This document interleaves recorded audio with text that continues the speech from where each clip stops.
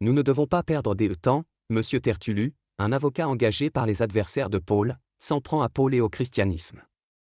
Il a déclaré, « Nous avons découvert que cet homme est un fauteur de troubles, qui provoque des émeutes parmi les Juifs du monde entier. Il est un chef de file de la secte nazaréenne et a même essayé de profaner le temple, nous nous sommes donc emparés de lui. » Acte 24, 5-7. Paul a évité Tertullien, mais a tactiquement défendu sa foi devant le tribunal. Paul articula son discours et dit au juge. Mais je vous confesse ceci, selon la voie qu'on appelle secte, j'adore le Dieu de mes pères, en croyant tout ce qui est écrit dans la loi et dans les prophètes. J'ai l'espoir en Dieu, qu'il accepte même, qu'il y aura une résurrection des morts, des justes et des injustes. Cela étant, je m'efforce moi-même de toujours avoir une conscience sans offense envers Dieu et les hommes. Acte 24, 14-16. Leçon, le christianisme a toujours été confronté à l'opposition des non-croyants, et il continuera à l'être. Dieu est bien et capable de nous défendre si nous sommes contestés. Dans la mesure où il y a Dieu sur le trône, aucune force d'aucune sorte ne peut nous dominer. Nous, les chrétiens, sommes des enfants de lumière, et aucune obscurité ne peut nous dominer.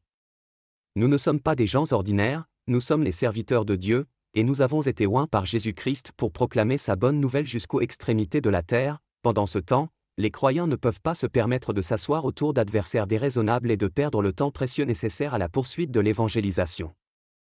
Les chrétiens doivent éviter de perdre du temps avec des personnes qui sont inflexibles dans leur façon de penser archaïque et qui ne considéreraient pas les avantages de l'évangile.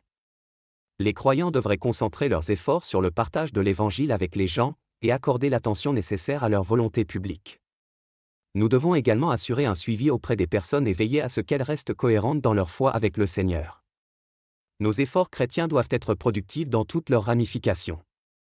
Comme il est nécessaire, nous devons prier pour recevoir la grâce et la force de Dieu afin de rester dans la foi à tout moment. La prière, au nom de Jésus-Christ, je reçois la puissance et la grâce pour continuer à prêcher un évangile irrésistible.